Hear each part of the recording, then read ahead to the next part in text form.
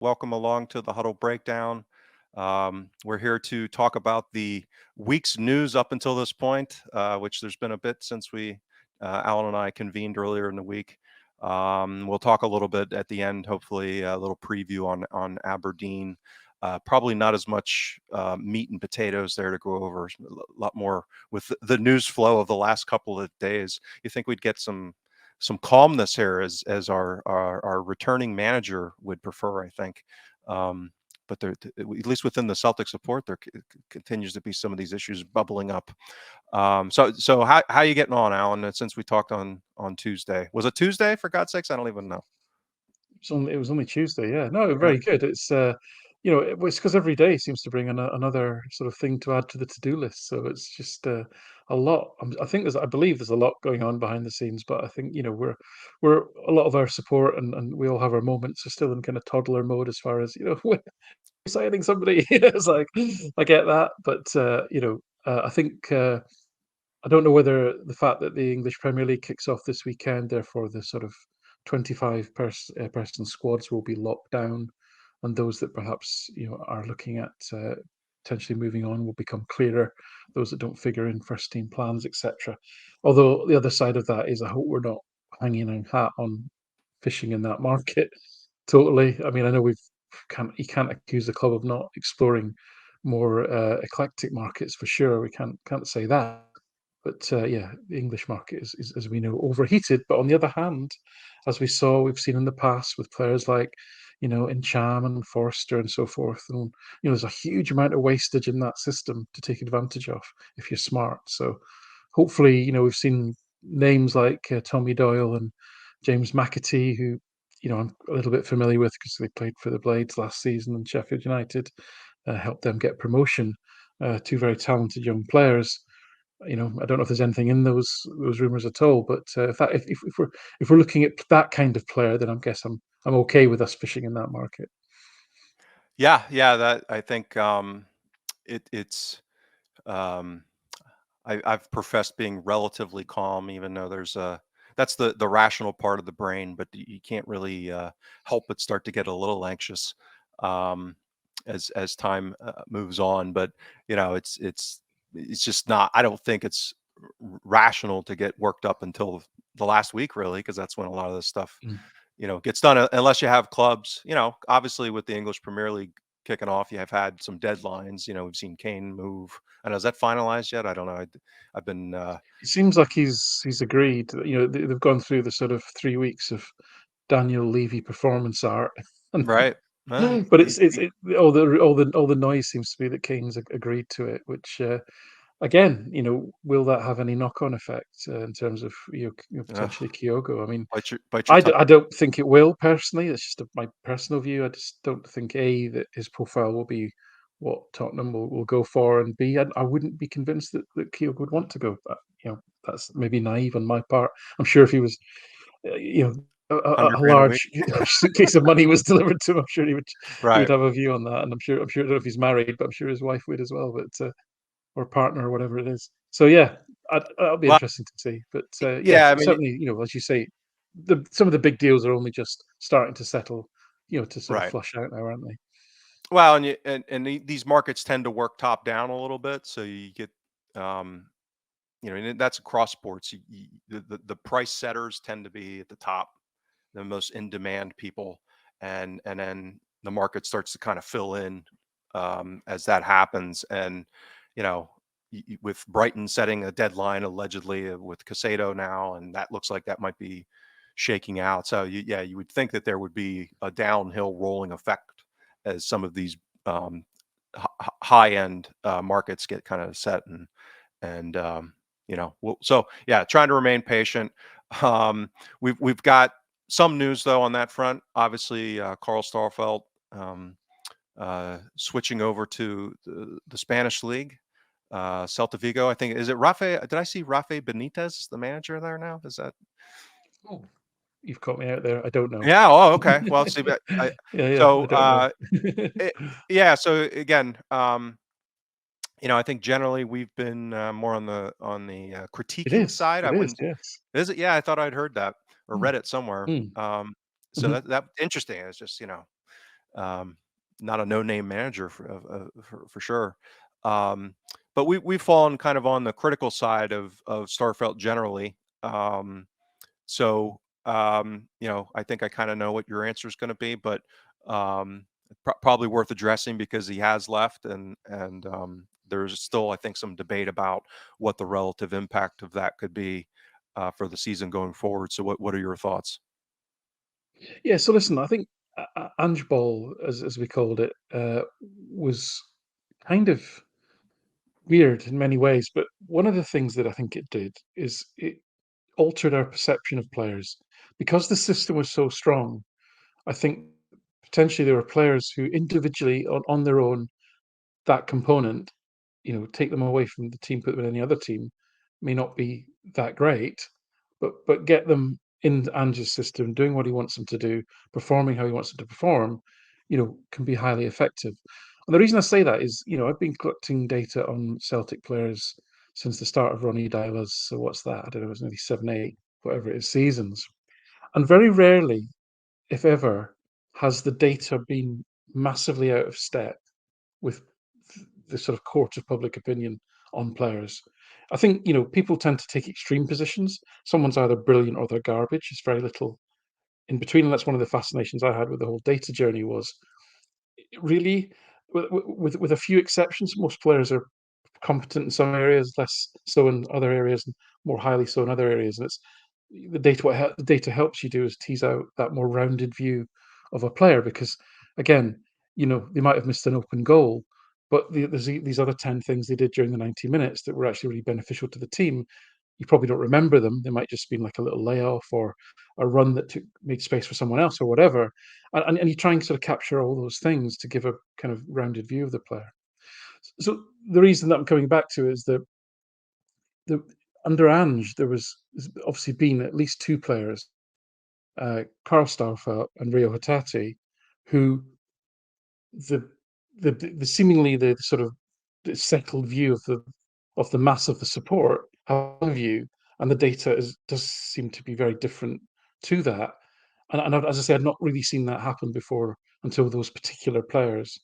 And I think Celtic have had a great team over the last 2 years. We've enjoyed absolutely terrific football, been very successful. The football's been attacking, entertaining. Stumfeld and Hatate have been key players in that team.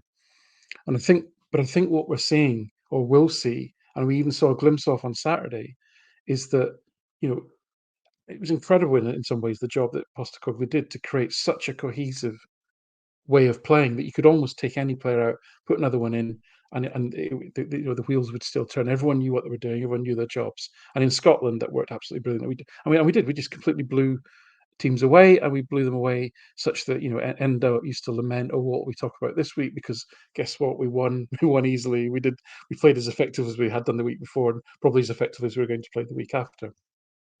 But what we saw against Ross County was just a little bit of how when you change a few things, it doesn't fall apart because there's no way that Celtic's performance was disastrous or fell apart or anything like that. It was pretty decent actually against Ross County, but it just wasn't quite as cohesive. It just wasn't quite as on point.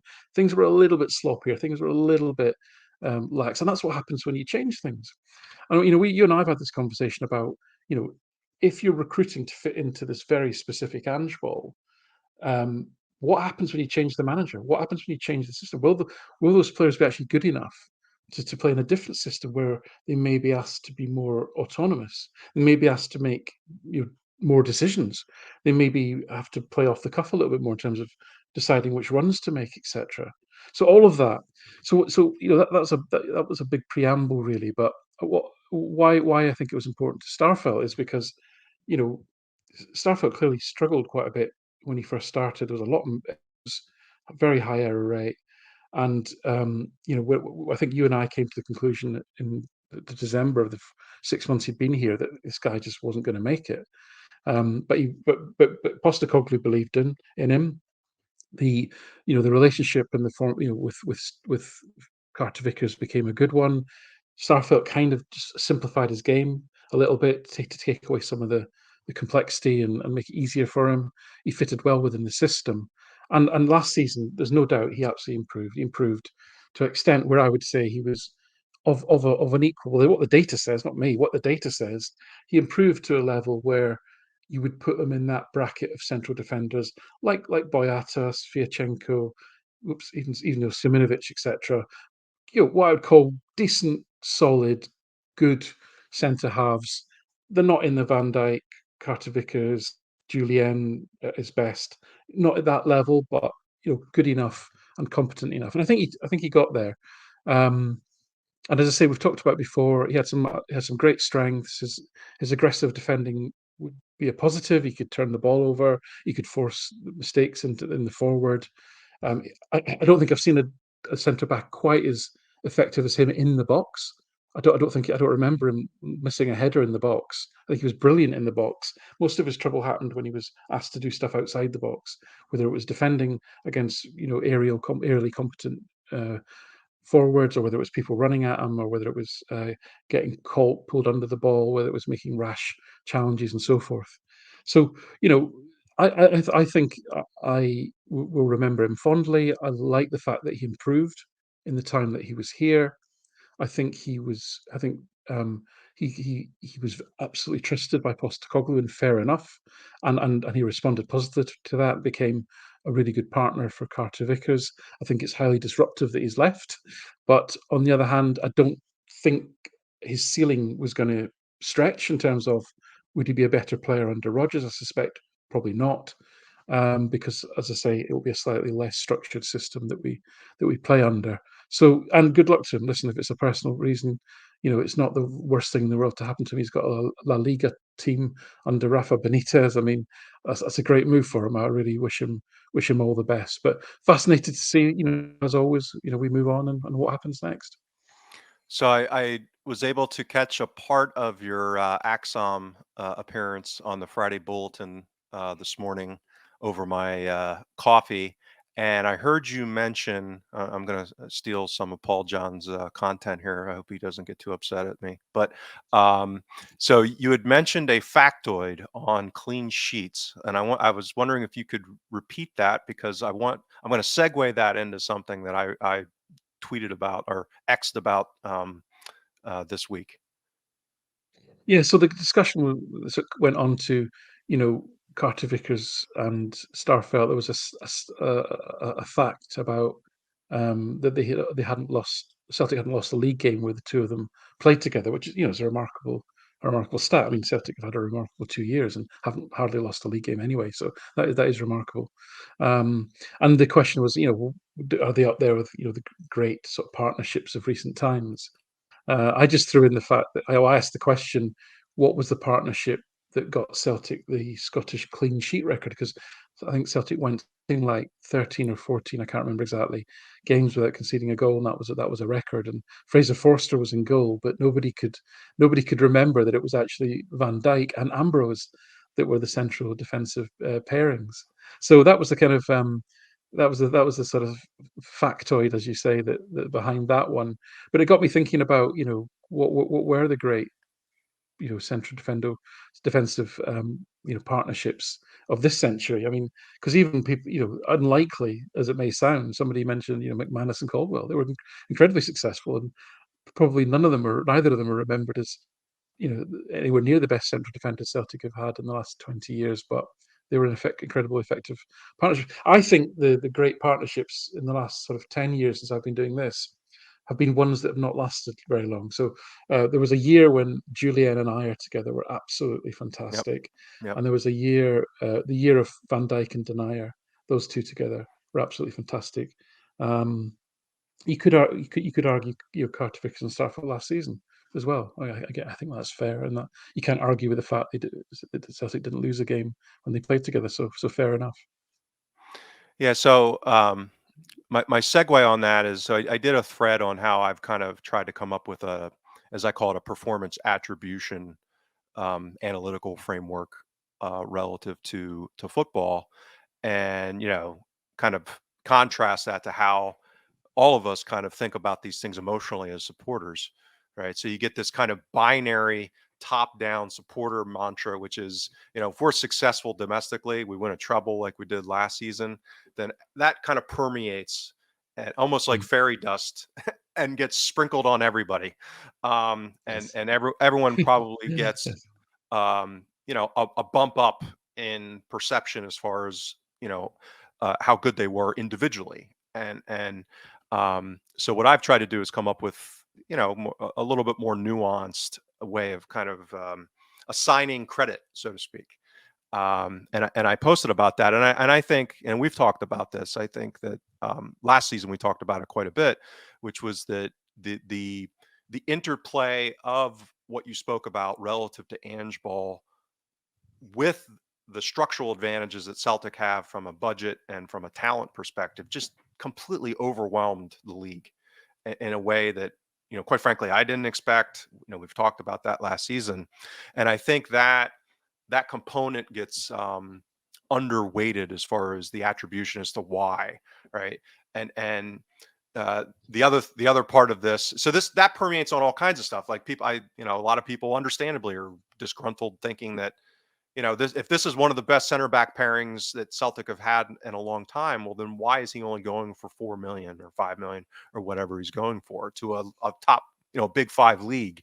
Um, so again, I get it. Like, given that kind of fact pattern and the fairy dust that gets sprinkled, um, but back to your point, I mean, I think when you kind of look under the surface, I think a lot of that had to do with structural factors, and that some of his and I I I place him in the same category as kind of Joe Hart, which is, you know quality professionals, quality players who came in and really worked their ass off playing for a manager who they seemed to get on with, who had a mutual trust. Um, but they were miscast actors, right? They were Sylvester Stallone, uh, driving Miss Daisy, right? It just didn't.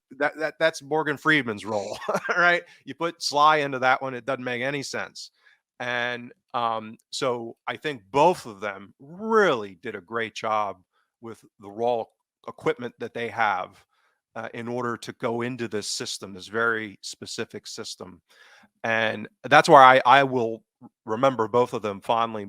Well, I still, Hart. We'll talk about that. We've talked about that earlier in the week. We're not gonna uh, do that again. But relative specifically to Starfelt, I'm going to remember him very fondly because I think he did his close to his absolute best being asked to do something. He was asked to play on the left.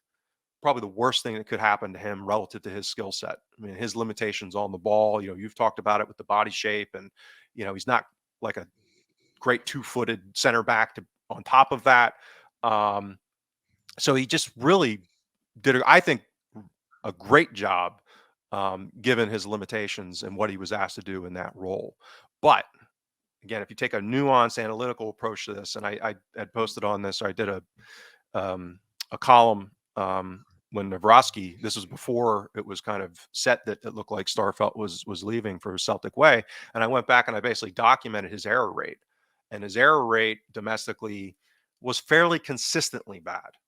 So it wasn't like just that beginning 2 or 3 months. Yeah. The problem is at Celtic, that error rate, even in a 38 game season, it's still not a lot of occurrences because it's Celtic and we're playing in Scotland, and so it's like three a season. That where when What's the error category? It's when he basically hands the ball over to the opposition and it results in a shot. That's the key, because there's a lot of times our opponents aren't good enough to capitalize on him just dumping the ball to them in the middle of the pitch, and they fumble it away, or they make a bad pass or that kind of thing. So that, like, to get to that point of actually it resulting in a shot is less likely domestically. So if you look at his error rate data at Europe, in the Europa League and then in Champions, knowing that he didn't play a ton in both of those, more so this season, it went up by a factor of 5, to the point where on that metric he's in the first percentile of his, meaning of the worst, the absolute lowest relative to his peer group globally in StatsBomb's database. So that's always been my, we talk about these things scaling to Europe. So this fairy dust sprinkles down, and you say, okay, well, he's been this great center back at Celtic, and in some ways, he actually has. Like I agree with that. Um, but the stress testing of that under these other conditions, like as we step up into this environment, it just cascades. And that's where, I'm not upset that he's left. I actually think it's probably a blessing in disguise if we're smart about replacing him. Hopefully, I think Navrosky might be helpful in that regard, although I have some reservations there. But so it's that kind of thing. Like it's very nuanced. Like I think, like I said, given what he had to work with, and this goes back to recruitment, right? He was not recruited for Ange Ball. It was pretty obvious. Like he came in too early for that. Like he was on some list, and they had, vetted him, and maybe it was a value buy because of what was going on in that was preceding, but um the invasion. But it wasn't like a well thought out, like this is a guy who's like, the Navrosky actually looks more like an Ange Ball center back, quite Mm. frankly, than Starfelt did. So, it's a bit more nuanced. And was the guy great or bad? I think he was great for what he could have been if he wasn't such a good professional and a talented guy. Um, but his kind of talents aren't aligned with the role that he was asked to fulfill. Mm. Yeah, I think So that's fair. I think that's very fair. You know, when you were watching him, you'd be playing for 50 minutes and he'd been perfect. He'd literally done nothing wrong. You wouldn't have given a single pass away. But when he did give a pass away, it was an awful, awful right. situation. It was just like, what are you doing?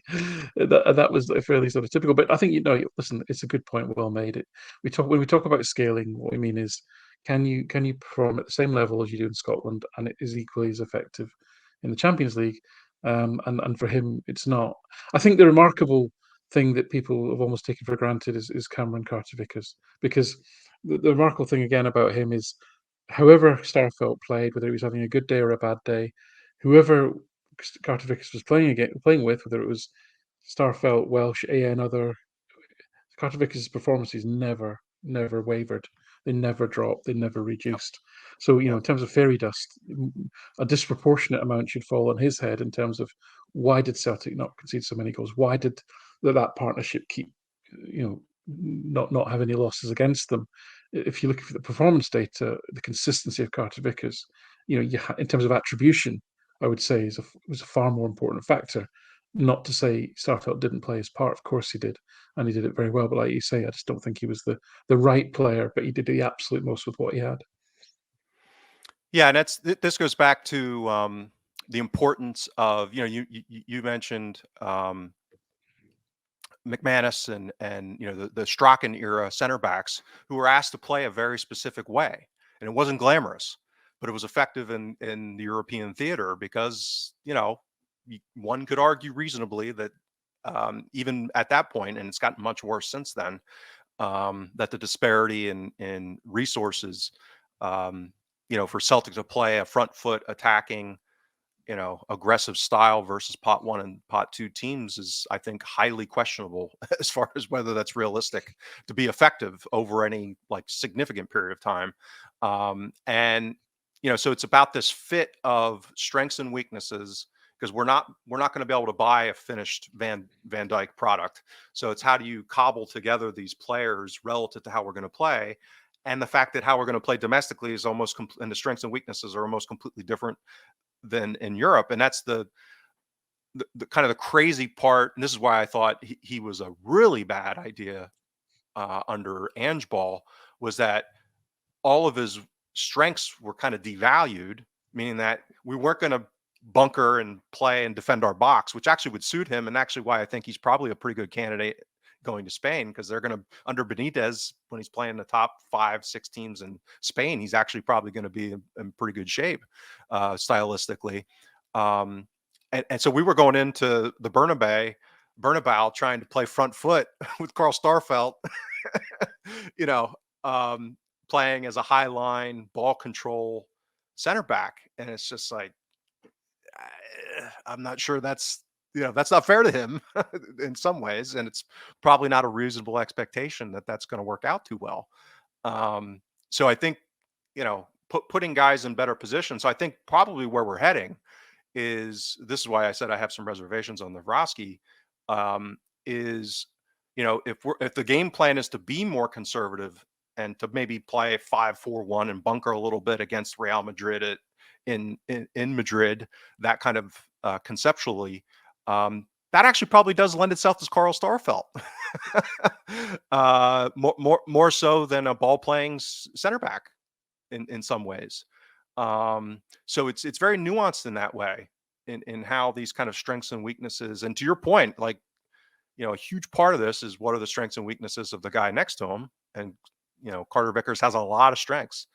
Um, so not only how does the individual fit, but how do they kind of play off of and complement um, Carter Vickers. So yeah, an ode to Starfelt. I think generally, we'll hold him in high regard, even with all of the criticisms and critiques that we've had from a performance perspective. And again, it has nothing to do with him. Like I don't think you could have a bigger disparity, between the regard for the individual and the effort and the professionalism and the buy-in and all that stuff versus uh, factors he couldn't control.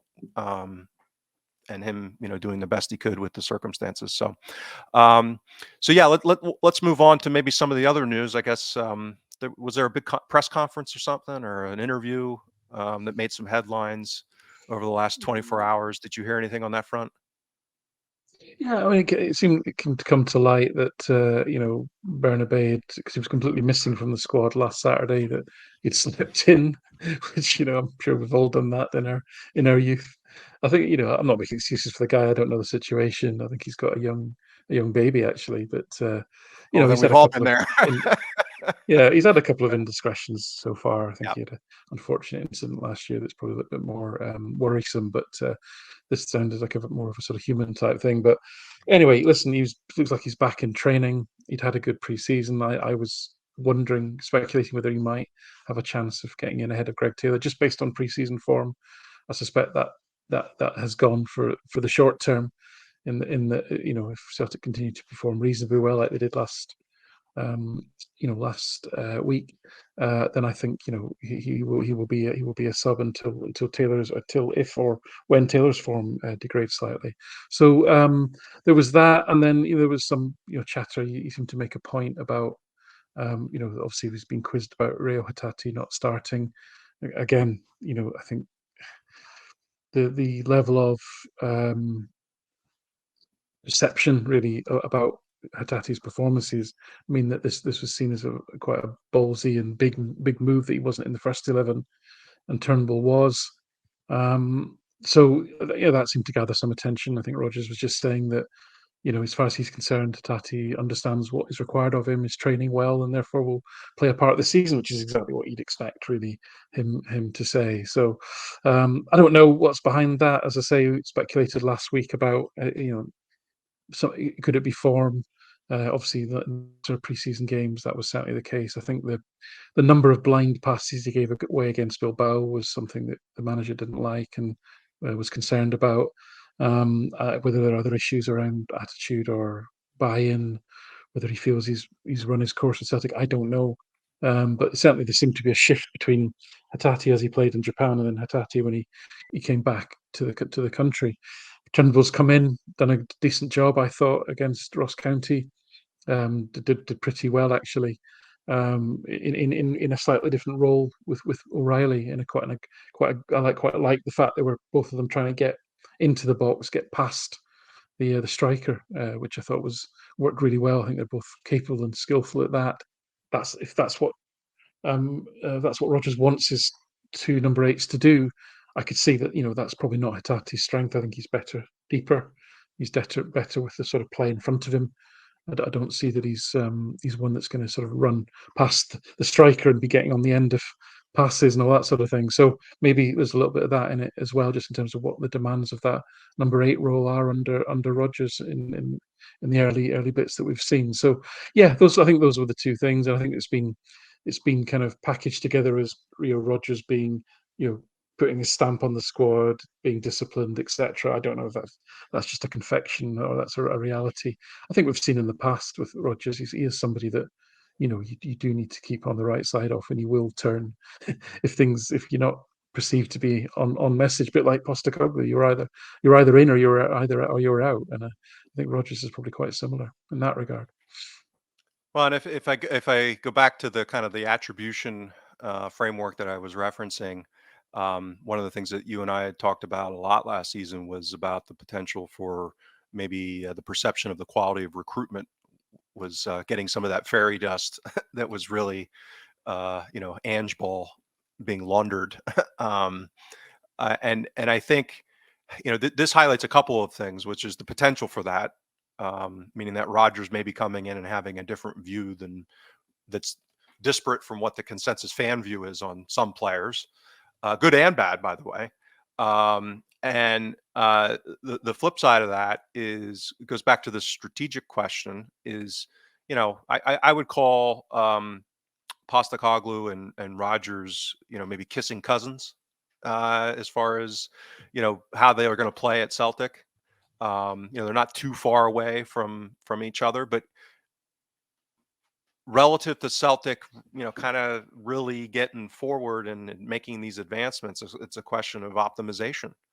And, are you optimizing for the style of play and the way that the manager wants to do things? And even with that little bit of variation, it's a question of, okay, like how much of this overhaul in the squad is going to occur because Rogers is coming in and said, nope, nope, nope, nope, nope. And could that be better managed over transitions if it was more coherent in, how those transitions are going to go on? Because Postacoglu plays a very specific way. I mean, that he's on the kind of outlier edge of style of play, as we talked about endlessly since his arrival. Kind of the Bielsa wing of, almost like a Positionalism, if you want to give, yeah, yeah, an, yeah, an very ideological radical, prescriptive so to speak. positionalism. Yeah, yeah, yeah. Right, right. So, this goes back to this question of strategic alignment and being efficient and optimizing. So part of this, what we might be seeing is the friction of that. So a combination of maybe recruitment wasn't as good as consensus thought it was under uh, Ange's tenure, and then you throw a new manager who's a really talented, bright guy, and is coming in and saying, "Okay, this is how I want to do things," and we need to make some maybe more radical changes than um, the consensus would have thought coming out of a treble winning season, right? I mean, you would think, that these things would be more settled, and all of a sudden it's looking like maybe we're not that settled. Yeah. I think that's it. I think that's right. I mean, I think I'm surprised really at how unsettled we perhaps are. I think there's a lot more unsettling going on than I perhaps anticipated. Like you say, I kind of had this sort of naive view that that Rodgers would come in, the vast majority of players would buy into what Rodgers was selling, and we would have a relatively quiet summer with a bit of strengthening, really. But I think there's a lot more. I don't think the Jota thing was probably a little bit unexpected. The Starfelt thing was probably a bit unexpected. Obviously, Moy got injured, but the fact that it was bad enough to force him to retire was probably not something that was ideal either. There's three big players there, that have been part of that journey and that story. I think they expected Abada to leave, not Jota, and now Abada. Hopefully, Abada might be buying into Rodgers' sort of vision, which would be great. And then we've had this sort of disruption around potentially around Hatate, Bernabei behaviour. It just seems an awful lot more. It's become as a bit of a not. It's not a shock, or it shouldn't be a shock, but Joe Hart's decline has been very quite dramatic and sudden, and that's suddenly now an issue that needs to be addressed. So all of that. So there's all these things coming to fruition at the same time, as well as just the normal sort of you know where wheels of change as they go on, sort of thing. So I think you're right. I think Rogers has made his assessments. I thought there would be like more or less the players that were out on loan would be shipped out, and we might lose one or two to deals that we couldn't turn down really, and that would kind of strengthen, sort of thing. So we've seen the kind of the wheels of normality turning, which is the sort of get the get the young Moneyball type signings in from obscure markets. That's fine.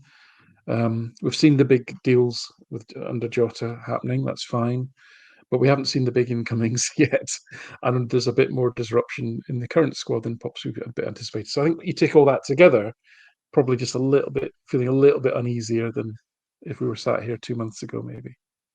Yeah, and I think that's how we open the show. I think that's probably what's feeding into this kind of underlying anxiety that I think most of us are feeling probably, because it's been a little bit more disrupted and less settled. And I mean, again, if you just think about it, if whether it's through choice or eventually an exit, if you throw Hatate into the mix, I mean that, and if they end up addressing the keeper situation, that's five starters effectively, Yeah.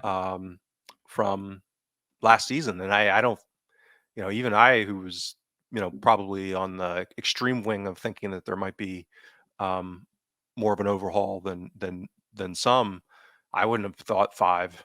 Um, Mm, Not the way that it's gone on. Yeah, it's mm, that it would be something else. Now the positive of all this is, there could not have been a better financial situation to be addressing this.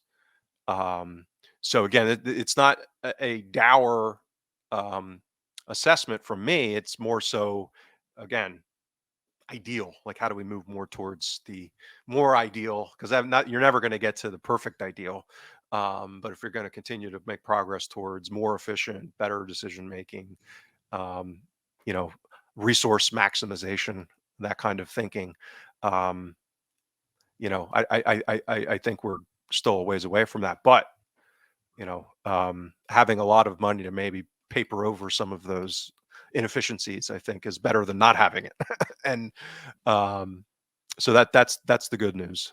And again, if we sign three or four of the Jota, Carter Vickers level players between now and, I mean, I don't know if the window closes exactly on the 31st this year, or September 1st or whatever, but um, then that can change the entire equation on all of this, including how we're yeah. all I feeling. th- and I, How we're all feeling. and yeah, and I think that's I still believe that's likely. I think I do too. Yep. I believe there was a plan to sign three starters, and with Starfelt going, that's probably four. Now, it seems like there's definite interest in the Swedish guy Lager Bielke, who looks again a really promising player actually.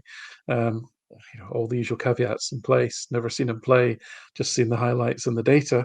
Of course, so wait and see and all that, and it's not done deal. But you know, if we're going to be looking at that sort of level and hopefully, like you say, higher, then if the three or four come in to effectively replace, therefore, the five, if you count Nawrocki as essentially a first team level player, then pretty much at the end of that, you hope that we've upskilled because if effectively we've got a new first choice goalkeeper, we've got a new first choice centre back partner for Carter Vickers, based on all the limitations and the realities of what we've talked about, that immediately would be hopefully an upgrade, right? So that's where we want to be. We want to be gradually but perceptibly improving the overall quality of the squad. And like you say, with the money that we've got, even though it isn't actually that easy to spend money, especially when you're shopping in the same markets as the big leagues, then that I still think we need to kind of believe that will happen, and I believe that is the intention. So yeah, no, definitely no panic, but yeah, I think we're right to be mildly concerned for sure. So what? Any other news of the week that you want to raise or mention before we transition over to take a look at Aberdeen? I don't This is think what so. happens when we don't. This is what happens when our producer doesn't show up again. We just kind of wing it on the fly. I think yeah, I'm kind of worried a little bit about the whole kind of Rocco Vata situation. He's Yeah, a year out from ending his contract. He's doesn't look like he's signing. Yeah, yeah, and this all comes back to, and this isn't Celtic's fault, by the way, right? Celtic and all the clubs in Scotland, we do not have a credible pathway for young players to yeah. develop into first team players. The Lowland League solution is better than no solution, but it's a highly imperfect solution. You cannot go from playing, University of Stirling students on a Tuesday to Tynecastle on a Saturday. It's just not realistic. So, because of those structural inefficiencies in the Scottish game, Celtic have got to find ways to give their young players a better platform to progress. Now, this Admira Wacker link up in Austria, where it looks like some guys are going to go and play in the Austrian Bundesliga 2, I think they call it, maybe. That sounds like a great innovative solution. Obviously, you've got the existing kind of loan market, so if you've got players that can play, even in the Scottish Championships in the past has been quite good. Even League One in England is a hell of a tough school to bring kids on. But people like Lowell and Vata, at the age they're at, and they're both. I pick on those two because they're both seem quite physically well developed guys. So you need to find opportunities for them where they can play first team football, men's football, in a highly competitive environment, and then let's see how they get on. But it's I don't know if that's behind the Vata situation and maybe other factors at play as well. But it just looks like it's going to be another sorry tale where Celtic lose a top talented youngster to potentially another a big club for nothing, virtually nothing.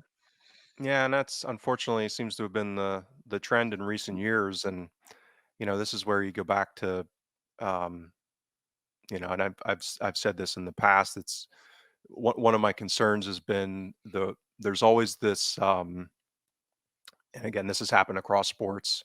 Um, this follower impulse, which is you get, um, clubs or franchises in different sports that are more pioneering and innovate and do smart things, and then people try to mimic it. Obviously, it's kind of the natural thing to do.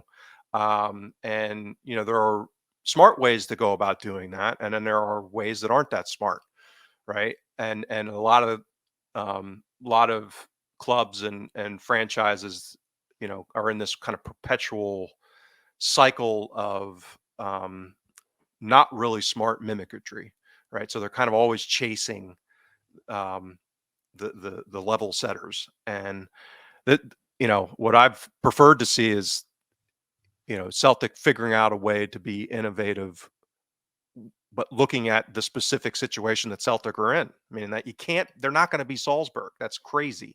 There's too much specific stuff with being in Red Bull, with them having set their anchor down in Africa from a scouting perspective. Like they've got IP, intellectual property, that and value in the institution that they've built, that is not something that you can replicate.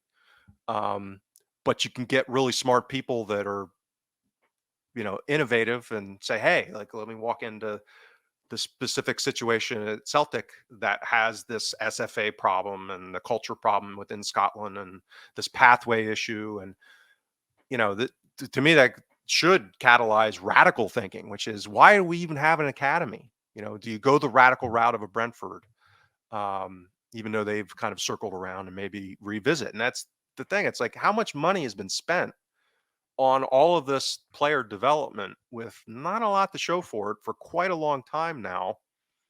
And what would it take to invest to ramp that up? And who's really the person in charge of doing that? Like, are you just trying to be Salzburg in a kind of mimicry way and doing it in a way that's not really, likely to succeed, given the reality of that Celtic and we're facing as a club, and that's where I've been concerned. And it's tough, like you said, like so a lot of this is not quote unquote the fault of the club, but how we handle it is that's just the responsibility of the people running the club, and that's so if it's either if you're going to do it well, then freaking do it well. You know what I mean? Don't Yeah. do it. You, Don't, don't why half-ass it. don't you have Why don't you have Celtics Academy in somewhere in Scandinavia? Celtics I, Academy is in Scandinavia, right? And if you find some right. good Scottish kids, you say, right, here's a life experience for you. We'll educate you. We'll house you. We'll give you a great life experience. You can go and over there, but otherwise, we're going to use that as our base, and we'll troll Northern Europe for kids that are talented enough to play in Celtics first team, and Yeah. we'll create link ups with smaller clubs in those leagues to loan and let them play players that have come through that system. I don't know. I'm just Right. I mean, spitballing off the top of my and I'm head. sure. But that's the point. You need to do something better than what we do.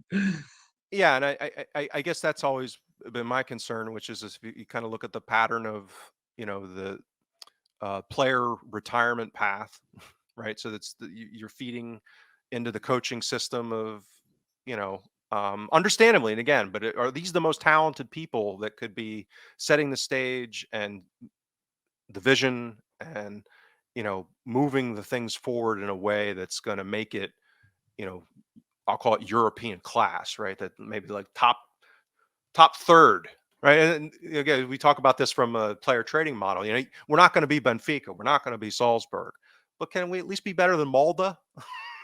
You know what I mean? Exactly. Exactly. Can we at least Yeah. Yeah. match Dynamo Zagreb and some of these other clubs that face challenges as well, that aren't anchored in tropical paradises or great climates and that kind of thing.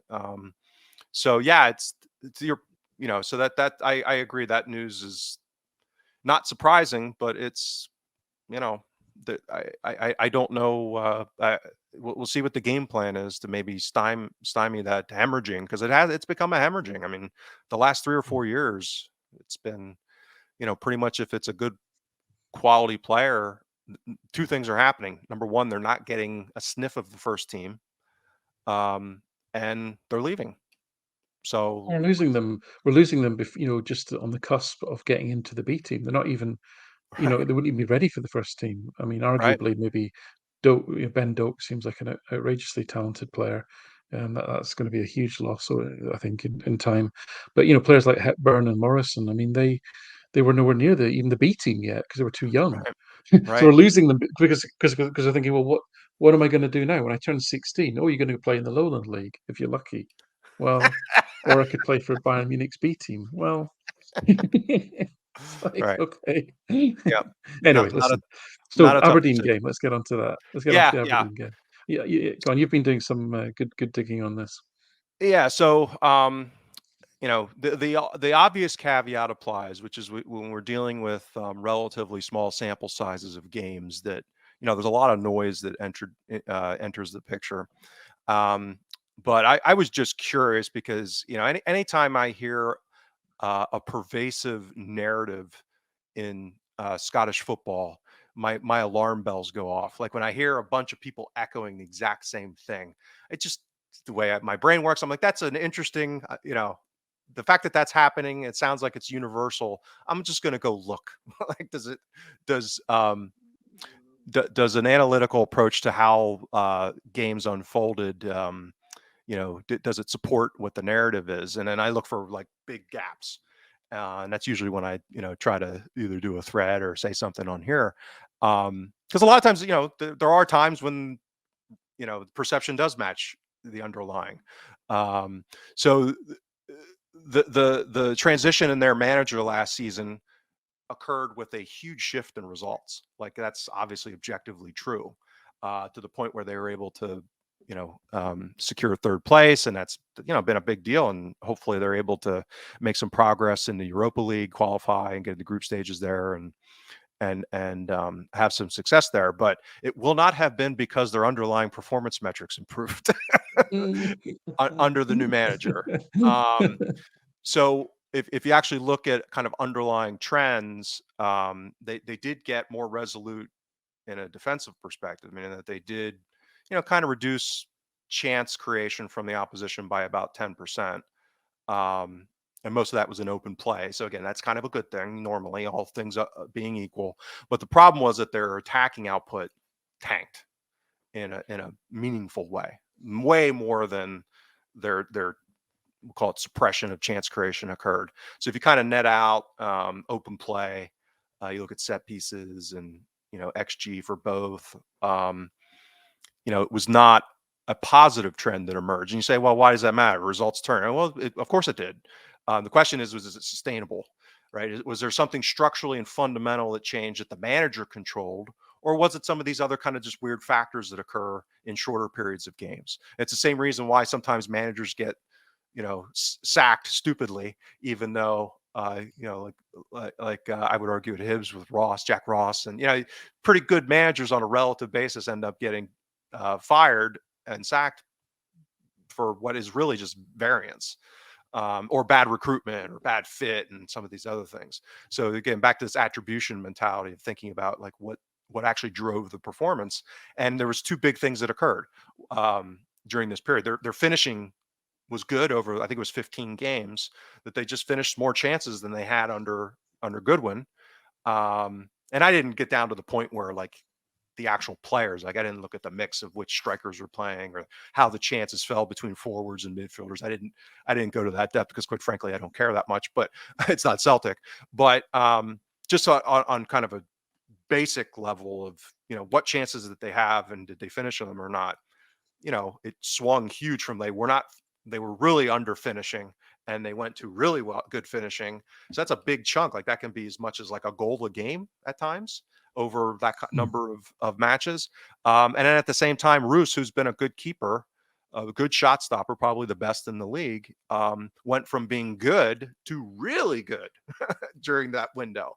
So you balance those two things out, and I would argue, neither of them, unless um, Robson's like the greatest coach ever and teaching finishing, which maybe is, I don't know.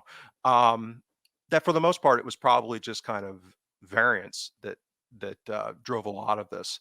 And I think you've also picked up on, and I looked at some of the data, like stylistically they've gone back towards more of a long ball philosophy, which again, that maybe that's a smart thing. I don't know. I'm not making that judgment. I'm just looking at kind of the general performance trends. But how does that fit relative to their personnel? And is there a strategic kind of coherence to what they're doing, the way Robson wants to play? Because they're going longer more, and it seems like their pressing intensity has also picked up. Which again, I'm looking at this from a Celtic perspective. Like I'm drooling going into the weekend. I'm like, you know, Yeah. I'm thinking like, okay, this is the kind of game I think. Well, maybe I bet the over on goals scored, depending on what the pricing is, because it looks like a situation where it's going to be at Pitadri. Obviously, I suspect they're not going to bunker this early in the season. And they'll probably go long and try to press us high, particularly given how Ross County had some success in attempting that. And that seems to be a predilection that Robson's implementing, to be even more aggressive. Not that Goodwin wasn't pressing, but looks like Robson's kind of cranked it up a notch. So yeah, that's kind of the situation that, as I see it, as we move into the game, is that there's probably this overselling of how much better, quote unquote, Aberdeen got under Robson, and that the way he's at his style of play, if he follows through, like maybe he will bunker, I don't know, but I kind of see a pathway here where it could be beneficial to the matchup for us on Sunday. Mm. Yeah, that's fair and a little bit depressing because, I'd like to think that, Robson has transformed them and they're a great side and that they're going to I have a really good I really was good run hoping. in the champ in the Europa League, etc. But yeah, I mean, the thing that was remarkable about week one is just the sheer number of long balls that they attempted. Last season, in the SPFL, the most long ball orientated team was Ross County, who attempted like 82 a game and were successful with 31. Celtic, not surprisingly, were the least with 42, and Aberdeen averaged about 60, which is the third lowest in the league after the top two teams. In their first match against Livingston, sorry, last week, they attempted 84, 84 long balls, which is, as I say, higher than the highest average from last season anywhere in the league. And they were only successful with 22 of them. Actually, Celtic attempted an awful lot more long balls as well, as one of the features which I um, picked Yep. up from pre-season and actually manifest in the game against Ross County is that Celtic were hitting much earlier balls, and when you've got forwards that we've got, that makes perfect sense, especially the amount of high pressing that Ross County were doing. And Celtic were actually successful with 46 out of 61 long passes last week, which is excellent actually in Yep. terms of a completion rate for that kind of pass. So, but the other aspect of it is that to me it just doesn't make any sense for Aberdeen to play that way given the personnel that they have. I think they've got outside of certainly Well, actually, based on the evidence of last week, outside of Celtic, I would say they've got the best strikers in the league potentially, and Is the Duke Majewski still there? and and Is the Duke still and there? Duke's He's still still there. there, Yeah, Duke's still there. right? Yep. And but they're both quite skillful players that want to get the ball to their feet and link up. And behind them last season they had Clarkson, who they've managed to get again, I think, who was a really nice footballer. Yeah, it's a That good to me signing. suggests they should be playing a bit of football, really, not just lumping it long against two players who I don't see, launching balls up to Duke or even Majewski. I know he's a bit of a bigger guy, but he's not really a sort of classical target man. I don't think he's No. he's more of a kind of big, skillful kind of player. Um, so yeah, none of that makes any sense to me in terms of the cohesiveness. I think they had two fullbacks playing in the back three last week, which again suggests that Robson's tied to a particular way of playing, and he'll shoehorn people in to do it. You're still relying on, bless him, Johnny Hayes having to basically run the whole of the left flank by himself. I mean, how old is he now? 36, 37? Yeah, he's Yeah. got to be. So none of it makes sense to me. I'll be honest with you. I mean, fine, Monday you might get a bloody nose, we might lose. You can all laugh. That's fine, but Johnny I just just don't turned see a. 36. He just turned 36 Say last again. month. Yep. Yeah, Johnny yeah. just I turned just doesn't none 36.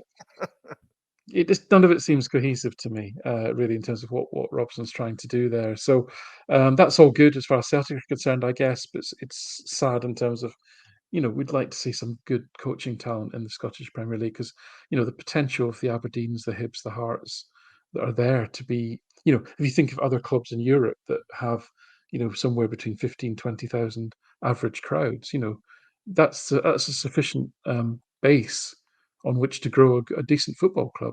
When I say that, I mean, get a few rounds in the Europa League, take a few points in the group stages, maybe even sneak out of the group every year or two, rather than just never even qualifying. So it's in that context that I'm a little bit saddened. I think, like you, I'm looking forward to Sunday in terms of a matchup. I think Celtic will be far more coherent, and will have too much for Aberdeen, given the way that they're set up. But I just wish those clubs would sort themselves out and get some decent coaching talent and decent recruitment to back it up.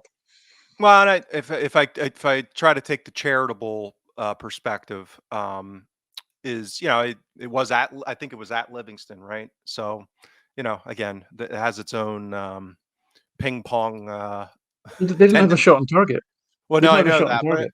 as far as Yeah, going long, and it was one of those games where you go to Livingston and it can get to zero. be The yeah, only the only club that didn't have a shot on target, even Ross County. Well, Ross County scored with both of theirs, which let's not go into that again. But right. yeah, Yeah, but again, if I'm trying to be charitable, it'd be, well, if there was a place where you're going to be inordinately long, Livingston's probably the games that you're going to do it with. I'm skeptical. I mean, I share your skepticism. That's why I'm trying to take the devil's advocate approach here. And the other big part I didn't even check, is if is Roos still their keeper. I'm pulling that up right now. I Uh, think he is. yes, Yes. Kel Roos, yeah. So that Yeah, yeah, yeah. introduces kind of a wild card, which is he, being a quality shot stopper. He's still of an age where he's And probably they, not in they, any kind of material decline. He I could, don't, he don't could, I don't know what their injury situation is like. They must have injuries, right? But they had Nicky Devlin, that was a Livingston's right back for 20 years. He was playing centre back. They had the right, young guy Mackenzie, who's a left back playing centre back. They had the lad Paul Vara, who's not very good in central midfield, with Clarkson, who's I think is really looks like a nice, yep, good footballer. Shinnie, I mean, how many years can Shinnie catch up to people enough to kick them? I don't know. He's getting on a bit as well. The two yep. strikers are good. I like them. And as I say, poor Johnny on the left wing all on his own. So it just looks a bit of a mess to me. I have to be honest with you. Yeah, I'll agree with you. I was just thinking, from a risk perspective, if we have an off day from a shooting perspective, finishing perspective, and Roos has one of the days where he's really effective from a shot stopping perspective. But yeah, I mean, again, I'm trying to stress test where we could run into problems. Yeah, the, the Um, day the so days the days at Pataudry where we've struggled and I mean, I don't think we've lost since 2016 up there, but the days when we struggled tended to be the classic. midwinter Tuesday night. The wind is absolutely howling and the rain, etc. Yeah, Hopefully, it's like 22 degrees, nice and calm. right. Sunny afternoon. It should be fine. Yeah, I agree. Well, we're end is out, so we're not doing prediction. I'm putting my foot down, so we're not going to do predictions. Yeah, Other than good, I think we're both good. relatively comfortable going into the game. And probably the most interesting aspect of this will be, and if any of your other radical ideas on surprises follow through going into the game. I suspect not, but who knows? We'll see. And what he does in midfield. So if we kind of persist with Turnbull over Hatate, I think that'll maybe be another data point that is at least worth noting as far as what the underlying situation might be there. So, all right. Well, I think we'll wrap it up there. I think this is the part where Enda does the follow comment on. I don't think I've added this. I'm gonna have to talk to him about this. So if you want to leave a review on iTunes, please do so. A favorable review. If you have a bad review, then ignore what I just said. No, it Yeah. actually doesn't matter. Apparently, it doesn't matter. So on any of these platforms, you can say what you want, and so fill your boots. If Oh, you want to okay. really tell James what you think of him, please do, because apparently it doesn't matter whether the comments are favourable or negative. It all helps to boost Oh, the algorithm and the traffic. So get I, get I can yourself get yourself I, I I can tell yeah. my wife that I do this Don't show kick now. don't kick I've kept it secret. I've don't kept don't it don't secret. don't, don't kick don't kick your poor cat. Take it out on James on the comments on any of your channels. It's fine. All right. Well, I can come out of the closet to my wife. I can tell her that I'm doing this show now because I know she'll leave a bad review. But so yeah, subscribe on YouTube. Get involved with comments. We usually try to interact with people that leave comments. And yeah, everyone enjoy the game Sunday, and we'll be back with a review next week. Have a good weekend, Alan. Take care, and you.